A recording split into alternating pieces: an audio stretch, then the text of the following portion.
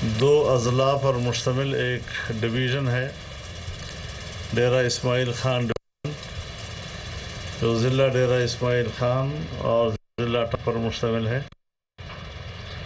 آپ کو ہمارے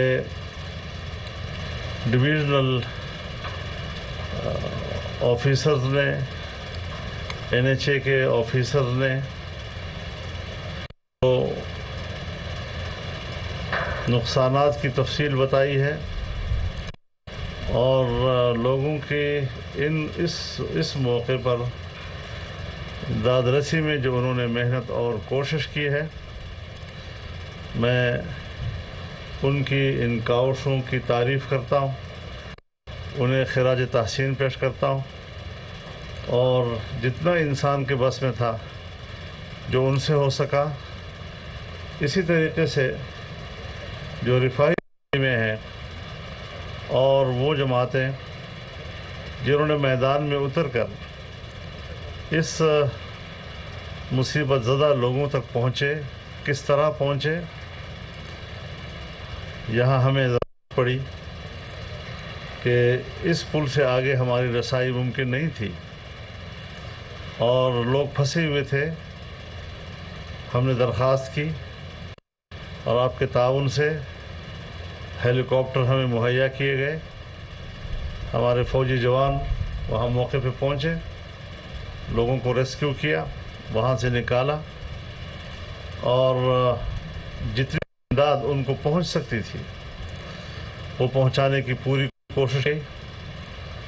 تو ہے کہ اس وقت مسئلہ انسانیت کا تھا، اس نے بھی کام کیا ہے، انسانی ہمدردی کی بنیاد پر کام کیا ہے، چاہے حکومت کی سطح پر ہے، وفاق کی سطح پر ہے، یہاں ہمارے ڈویژنل انتظامیہ ہو یا ضلعی انتظامیہ ہو، ان کے کارندوں نے اور فوجی جوانوں نے جو محنت کی ہے، ہم دل سے اس کی قدر بھی کرتے ہیں۔ تمام جو رفاہی تنظیمیں ہیں یا سیاسی جماعتوں کے وہ شاخیں کہ جنہوں نے اس رفاہی کام میں بھرپور حصہ لیا، ہم تمام کو خراج تحسین پیش کرتے ہیں۔ کسی نے تھوڑا کیا یا زیادہ کیا، لیکن اپنی بساط کے مطابق ہر ایک نے حصہ ڈالا ہے، اور یہ سب کچھ ایک انسانی ہمدردی کی بنیاد پر ہوا ہے۔ اس میں نہ کوئی پارٹی پالیٹکس تھی، کوئی سیاسی اختلافات بیچ میں آئے، نہ ہم نے یہ دیکھا کہ اس کا تعلق کس پارٹی سے ہے، بلکہ اب بھی ہم مصروف عمل ہیں کہ کس طریقے سے ہم ان کو سہولت مہیا کر سکیں، ریلیف دے سکیں۔ سب سے پہلی بات تو یہ ہے جی کہ سیلاب آ گیا اور دیہاتوں میں داخل ہو گیا، لوگ جتنا جلدی وہاں سے نکل سکتے تھے وہ نکل گئے، اور سب سے پہلا کام ہمارا ریسکیو کرنا تھا۔ اس کے بعد ظاہر ہے کہ پانی میں گھرے ہوئے لوگ، وہ کوئی آپ خشک راشن پہنچائیں تو وہ نہیں پکا سکتے تھے جی، تو ہمت کی گئی اور پکے پکائے راشن ان تک پہنچائے گئے، بھرپور کوشش کی گئی۔ پھر اس کے بعد خشک راشن ان تک پہنچائے گئے، نقد رقوم بھی ان تک پہنچائے گئے تاکہ وہ خود اگر انتظام اپنا کر سکے تو کر سکیں۔ اور یہاں تک حضرت ہمیں رپورٹ ہوا کہ ہماری ٹیمیں جب یہاں آئی ہیں تو کہا کہ ہمیں کھانا نہیں چاہیے، ہم تو گھروں سے جوتے چھوڑ کے بھاگے ہیں۔ خواتین نے کہا کہ ہم تو برقعے چھوڑ کے بھاگے ہیں، لہذا ہمیں اس چیز کی ضرورت ہے اور ہمیں مہیا کی جائے۔ بڑے کربناک قسم کے تصاویر سامنے آتی رہیں، اور اس کے بعد اب جو صورتحال ہے، جب پانی ذرا اتر گیا ہے تو اس وقت جہاں جہاں ممکن ہے لوگ واپس اپنے گھروں میں جا رہے ہیں۔ پھر انہوں نے گھر کو بنانا بھی ہے، اس کے جیب میں اتنی طاقت ہے کہ وہ گھر بنا سکے، یہ بھی ان کے لیے ایک مسئلہ ہے، لیکن جب تک وہ گھر میں نہیں جا سکتا اس کو کم از کم سایہ تو چاہیے، خیمہ تو چاہیے۔ تو اس حوالے سے بھی آپ کی توجہ کی ضرورت ہے۔ آپ تشریف لائے ہیں، یہاں کے لوگوں کو دوبارہ بحال کرنا ہے، اور میں یہ سمجھتا ہوں کہ ہمیں سیلاب سے بچنے کے لیے کچھ مستقل بنیادوں پہ کام کرنا ہوگا۔ آج ہمارے پاس ایک گومل ضام ہے، جب وہ بھرتا ہے تو ہمیں انتظامیہ بتا دیتی ہے کہ پانی جو ہے وہ ڈیم میں بھر رہا ہے اور اب ہمیں ڈیم سے پانی خالی کرنا ہوگا، آپ لوگ اپنا انتظام کر لیں، تو لوگ کم از کم جانیں بچا سکتے ہیں، ان کو اتنا موقع مل جاتا ہے۔ لیکن ٹانک ضام ہو یا کو سلیمان کی جو رودکوہی نظام ہے، وہ ابھی بھی جب بھی سیلاب آتا ہے تو ہمیں تباہ و برباد کر دیتا ہے۔ ہمیں کچھ چھوٹے ڈیمز بھی چاہیے، جس طرح ٹانک ضام چاہیے، چودوان ضام چاہیے، اسی طریقے سے ہمیں درابر ضام چاہیے، نواب حیدر ضام چاہیے۔ یہ جو ہمارا گومل ضام ہے یہ میگا ٹائپ ایک پروجیکٹ ہے، اور جو ٹانک ضام ہے یہ میڈیم ٹائپ، اور باقی جو ہیں وہ چھوٹے ضام ہیں۔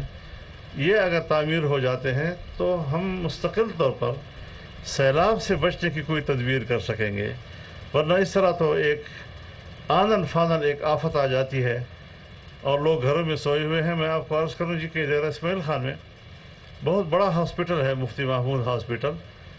مجھے خود لوگوں نے بتایا کہ ہم مریضوں کے ساتھ بیٹھے ہوئے تھے کمروں میں اور پانی چڑھایا، اور کس طرح ہم نے مریضوں کو اٹھا کر اس موقع پر باہر نکالا ہے، کس دقت کے ساتھ نکالا ہے۔ ہمارے CRBC کا پورا ایریا، ایئرپورٹ پانی سے بھر گیا ہے، اور آبادیوں کو بچانے کے لیے بڑے بڑے روڈ ہمیں کاٹنے پڑے ہیں تاکہ پانی کا رخ تبدیل کر کے آبادیوں کو بچایا جا سکے۔ شہر ڈیرہ اسماعیل خان زد میں الحمدللہ وہ بھی بڑی تیزی کے ساتھ جب روڈ پہ گئے، NHA نے فوری کارروائی کی تو پانی کا رخ موڑا جا سکا۔ اور جب پانی کا رخ آپ ایک جگہ موڑتے ہیں تو پھر بھی آگے جا کر کچھ اور لوگ اس سے متاثر ہوتے ہیں۔ تو یہ درابن پوری تحصیل مشرق کی طرف جاتی ہے تو وہ پروا کے پورے تحصیل کو ہٹ کرتا ہے، اور اسی طرح ہوا ہے۔ تو یہ ساری وہ مشکل ہے جو اس وقت اس خطے کے لوگوں پہ گزری ہے۔ اس کے علاوہ کوہستان کی صورتحال آج بھی قابل توجہ ہے کہ وہاں پر لوگ ابھی تک پھنسے ہوئے ہیں اور ان کے پاس کھانے پینے کی چیزیں بھی ختم ہو رہی ہیں۔ اسی طریقے سے سوات میں جو تباہی آئی ہیں، جس طرح بحرین اور کالام میں کئی منزلہ عمارتیں گری ہیں اور پانی کے اندر بہی ہیں، اور دیر میں کوہستان کی طرف جو پانی آیا ہے، تو یہ بہت بڑا ایک ہمارے صوبے کا بھی نقصان ہے، اور جس سرزمین پہ آپ تشریف فرما ہے اس کا بھی نقصان ہے۔ اس وقت بھی اس پانی کے اندر جو ہمارے سامنے ہے، ایک ٹرک ڈوبا ہے اور اس پہ ایک لاش ابھی بھی اس کے اندر ہے۔ نہ ٹرک کا پتہ چل رہا ہے، نہ اس انسان کا پتہ چل رہا ہے۔ اس کو ریسکیو کرنے کے لیے بھی ہمیں ایفرٹس کرنی ہے، اور اس کے لیے ماہرین کی ہمیں ضرورت ہوگی۔ تو بہرحال یہ اندازہ آپ کو لگانا ہوگا۔ 2-4 روز پہلے میں نے بھی انتظامیہ کی ایک میٹنگ بلائی تھی، اور ان سے وہ تمام تفاصیل میں نے جانی تھی کہ کیا نقصان ہوئے ہیں اور کتنے ہوئے ہیں۔ انہوں نے بھی ایک اس کی سمری بنائی ہے، اور انشاءاللہ جب ہم اسلام آباد میں میٹنگ کریں گے تو وہ ساری چیزیں ہم آپ کی خدمت میں پیش کریں گے، تاکہ آپ اس حوالے سے فوری طور پر اور دل کھول کر مدد کا اعلان کر سکیں۔ بہت بہت شکریہ آپ کا امیر مقام صاحب، آپ کا بھی بہت بہت شکریہ، اور جو دوست آئے ہیں ان سب کا میں شکریہ ادا کرتا ہوں۔ وآخر دعوانا الحمدللہ رب العالمین۔